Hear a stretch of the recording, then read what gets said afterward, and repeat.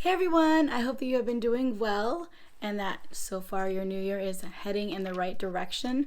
I wanted to go ahead and recap my 2022 health elimination diet recap wrap up. I do plan on continuing into 2023, but I'm just wrapping up 2022. I took a lot of notes so that hopefully I can stay on track during this video and cover everything that I wanted to cover. So to recap 2022. So from January to June, I slowly started eliminating food. And at the same time, I was watching a lot of carnivore videos, Dr. Barry, Kelly Hogan. And I was just trying to wrap my head around how this was possible. Because before I found all these videos, I was actually about to start a raw vegan diet. I was trying to convince my husband to do a vegan diet with me. And I just never realized how healing that meat could be. And so after finding so many people, 20 or 30 people on YouTube that have healed their body through a meat, I felt like I really needed to look into it more. So every Monday, I believe it was, me and my husband would watch Dr. Barry and just, his Monday Night Lives and kind of learn from him while my husband was still eating the standard American diet. And I was giving up things slowly. So January I gave up sugar, and then February I gave up sugar and fruit, and then March I gave up vegetables, and then I gave up gluten, and I gave up potatoes. So by the time June 1st came, I had slowly eliminated everything. And once I eliminated sugar, I didn't bring it back. It was just gone. So I slowly weaned myself from the standard American diet. So when June came along, I told my husband, you know what? I'm going to give it a go. I'm going to do the BBB challenge, which is beef, butter, bacon, and eggs for 30 days. And he had a doctor's appointment coming up in a month, and he was nervous because every time he went to go visit his doctor, he didn't get good news because he wasn't changing anything. He would leave saying he was going to do this and this and this, but then he never did, and it never got better. So he decided, you know what? Let's just do it. So from June to July, we did the BBE challenge. And I posted the result video. I'll put that below if you want to go ahead and watch that. But I can't remember every single detail of our results, so it would be better for you just to watch that video. But he went to the doctor and he got amazing news from her. He ended up becoming pre-diabetic instead of diabetic. A lot of his, things got better. And so she was really, really happy with him, and he got us some of his medication. And that was just with 1 month of BBBE. So he continued on with that. And he has continued on with that, except for he'll have occasional tacos with corn tortilla shells, just basically not fried. But so he does that. And then sometimes he'll have buns on his burgers. But he's basically carnivore all the time, with randomly he does that. So just being honest with you guys so you know exactly what he's doing. But most of the time he is carnivore. Today he had eggs, and then he's at work eating a steak, and when he comes, he has been eating apples too. So, and then he had a doctor's appointment a week ago, and everything's still looking really, really good. And his A1C went up just a tiny bit. He's still pre-diabetic, but I'm telling him, you need to cut out those apples probably, So I am getting on him about that, because if that's what it is. Luckily, I don't crave fruit at all. I could care less about fruit. I don't really care. But that is one thing he's been doing the past month or so. And I'm just I don't know if that's a great idea. So we'll see how that goes. I don't know what else to say about that. But it could be something else. I don't know. So just giving you an update on that. He started doing that around the end of November, around the end of November, I believe. So it's a new thing. So we're not sure, but it just went up barely, I can't remember his exact, but just a tiny bit. His doctor wasn't concerned about it at all. He also did 10,000 steps for a really long time. He's had to stop doing it 2 weeks ago, because the weather here got really, really bad. It was too cold for anyone to be out. And so it was really hard for him to continue that. But he did that for a long time. From July to November, I started eating mainly Ketovore. And so basically, most days I was carnivore, but every once in a while I would want like an avocado or something like that. But what I did do from July to November is I occasionally, like my husband, I'd have some tacos with, corn tortillas. And I would occasionally go out to like a restaurant. And in my head, I was thinking, okay, I'm going to get a burger with no bun. But then I would always, me and my husband both would always talk each other, oh, we were really active today, and it's going to be our only carb, so let's just go ahead and eat the bun. So we would do that, randomly if we were out. We would just be like, okay, well, it's only about 30 carbs, and that's the only carb we're having the entire day. We're not having fruits, we're not having vegetables, we're just having meat, so let's enjoy the bread. So I feel like, and he doesn't seem to have an issue with it, so I'm happy for him. But for me, I feel like my issue with gluten is pretty severe, so I can't really play around with that.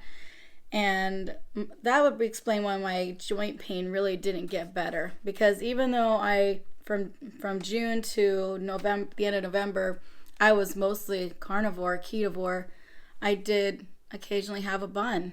And I think that's why my joint pain never really improved much.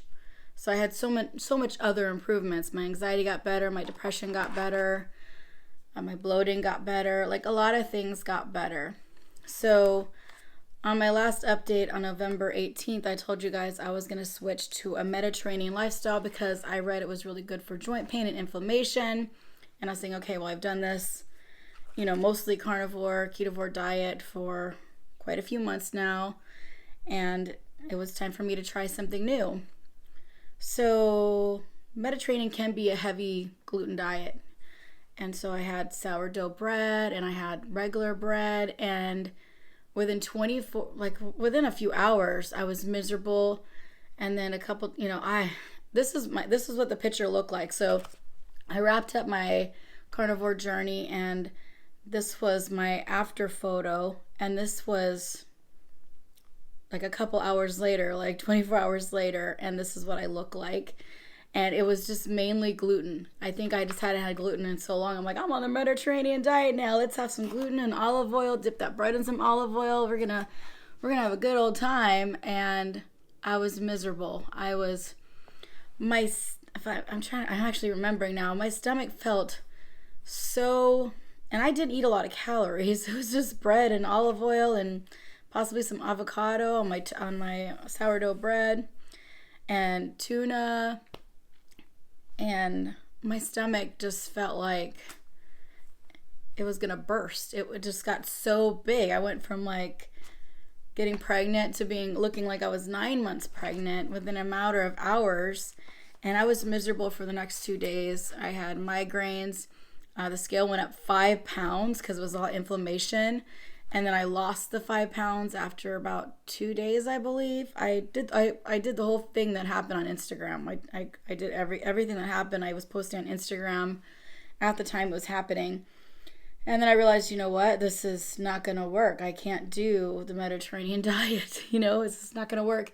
And I don't know why I've always had it in my head. I have to find a diet. Like, I have to find a diet that is exactly for me, Let me look at the paleo diet. Oh, nope, I can't have that on paleo, so I can't do that diet. Oh, let me look at this one. Oh, nope, I can't have this on this diet, so I can't do that diet. So I really had, in the past couple weeks, had to get out of my head that I have to follow a certain diet. I can just do the Jillyanne diet.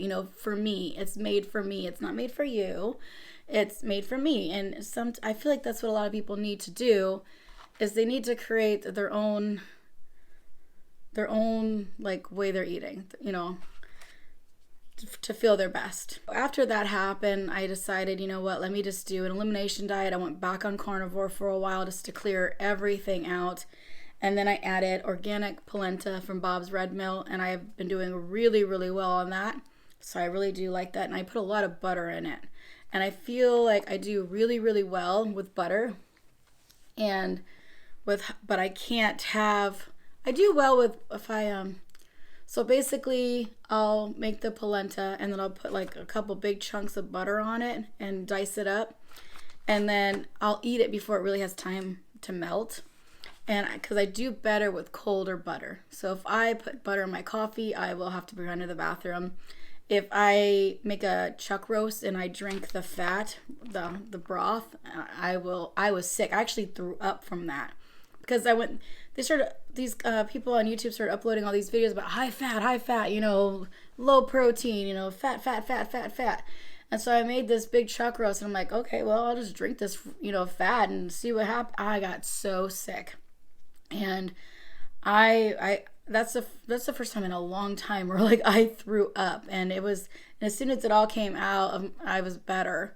So, and then I have looked up since then that a lot of people don't do well with warm, hot fat.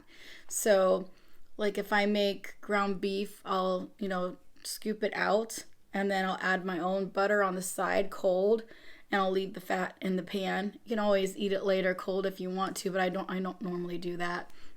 So I have discovered within like only the past like 3 weeks or so that cold butter is my way. So it has to be cold.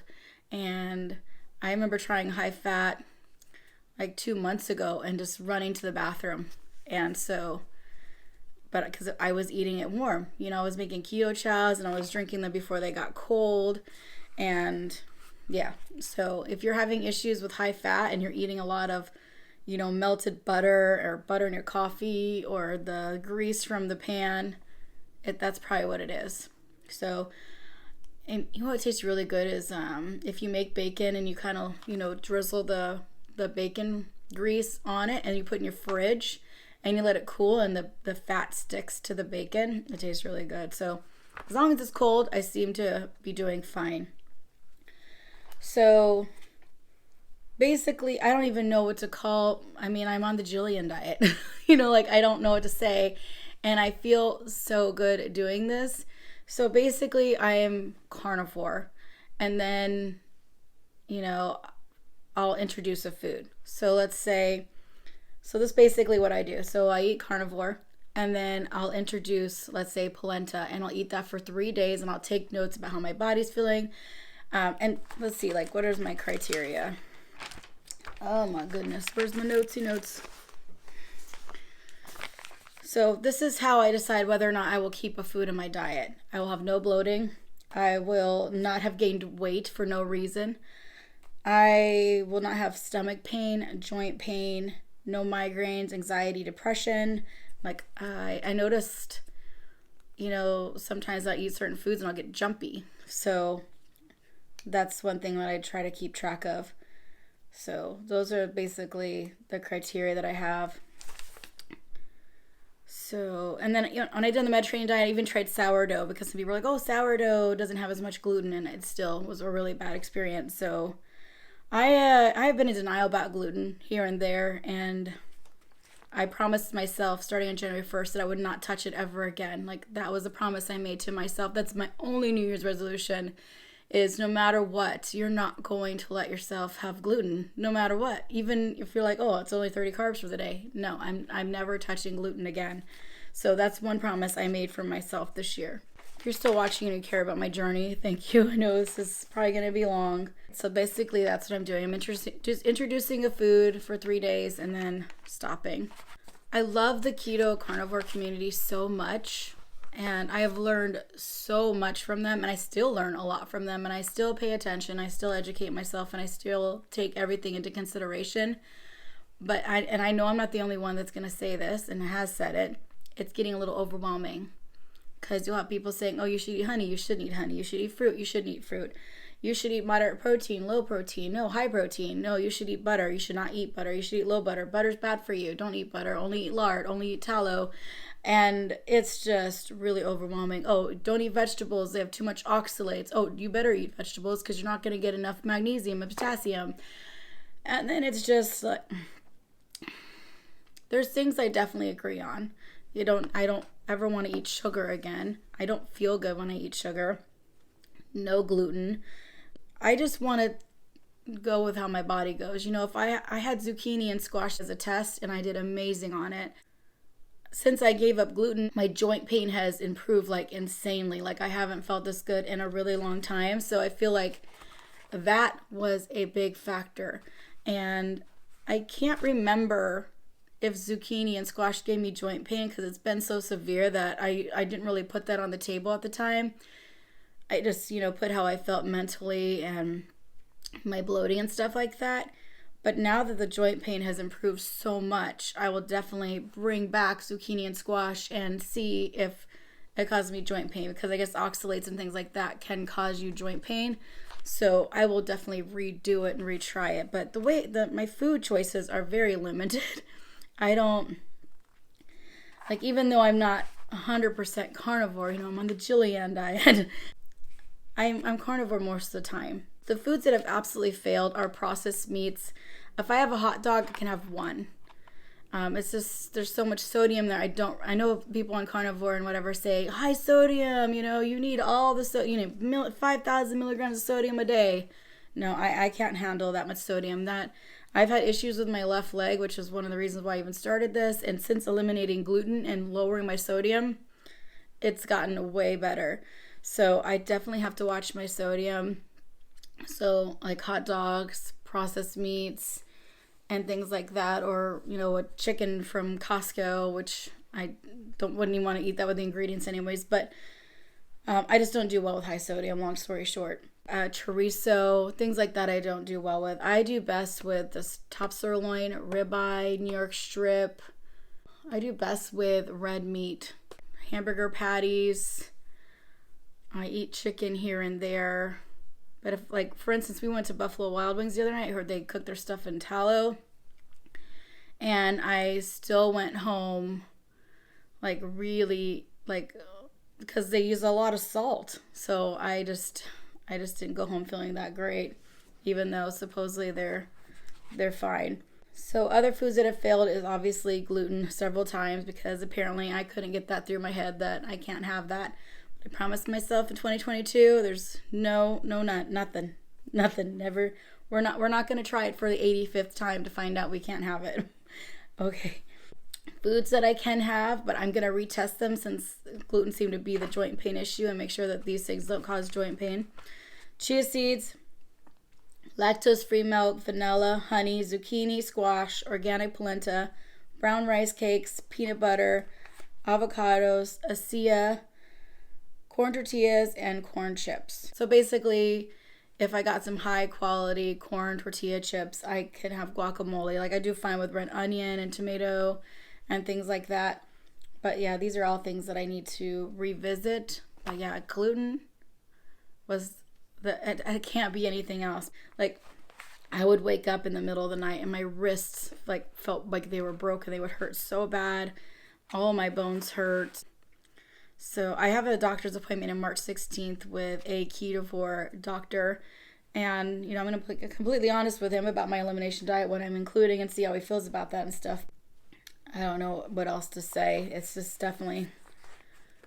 And I almost wonder if my celiac test was negative, because I have been doing keto off and on and really eliminating gluten a lot. I've never had gluten for 30 days over and over again. And that's what they really want you to do for a positive test. So I don't know if I ever ate enough gluten to get a positive result. So I don't feel like I would ever want to do that. So easy just to eliminate it and call it a day. My plan for 2023 is to continue using Carnivore as a baseline and just add foods and take notes, and then I'll update you guys on the foods that are doing good and the foods that are not doing good. My weight loss goal for 2023 is to lose 40 pounds. I lost 20 pounds in 6 months doing this carnivore elimination type diet without even trying. So from June to now, I've lost 20 pounds. And that's with not really being active, to be honest. I mean, I would go walk my dog every now and then. And I did get into rollerblading for like a couple weeks right before it got cold. And we went on a couple bike rides, but I definitely can't say I exercise every day or I do 10,000 steps a day. It's just, I've been pretty lazy the last 6 months, to be completely honest. So I lost 20 pounds easily. I didn't lift any weights, I didn't do any of that. This year, I feel like I'm going to be a little bit more active. I actually just got an overnight job at a grocery store, so I'll be lifting a lot of boxes and doing stocking. And you know, when areas of the store change, I'll be doing that. So I'll be like moving stuff around the shelving and things like that. So that's going to be my exercise every day. So yeah, so basically I go in at night and I come back in the morning, and it works perfectly because as I'm leaving, my husband's coming home. So it's going to be like, high five, have a great day. And then I'll have breakfast with him in the morning. So the mornings are going to be really, really important to me because it's going to be the only time I really see my husband, and before he leaves for work. And luckily my kids are homeschooled and they're night owls, so they sleep in pretty late. So I'll have no trouble getting my sleep. And then when you wake up, it's going to be homeschool time, you know. Obviously we're going to hang out a little bit first, but luckily, since they're homeschooled, our schedule is very flexible, and we have everything scheduled. My husband and I work together. We have Google Classroom, and we have all their assignments ready to go for the week, and we work on it together. And so it's not something we really have to stress about. Well, that is the update on my health journey, elimination diet journey for 2022, and I hope that, you know, obviously if you're watching this, you might be having a similar journey or just watching to see how I'm doing. But I feel a lot better. I feel like my face has went down quite a bit, the inflammation in my body. Like if you're finding that you're gaining a lot of weight overnight for no reason, it's got to be inflammation. It's got to just be, you know, so look into what you're eating and see how that works. I'm not a doctor or anything like that, obviously. I'm just a girl sharing my journey. But I feel like this has been the best year of my life when it comes to my health, because in the past I just didn't do well. I would always start off the year with the intention of, you know, doing the right thing and starting to heal my body, and then I would just fall off the wagon and end up at McDonald's or Popeyes or doing something stupid. And 2022 was the best year I've ever had. I feel like I gave up sugar, I gave up processed foods, I gave up so much, and I did so good. And I'm really proud of my husband too. He's lost 30 pounds. I can't remember how much he lost during the BBE challenge, but to date he has lost 30 pounds. I'm sure he's lost a ton of body fat, and I am just really proud of him.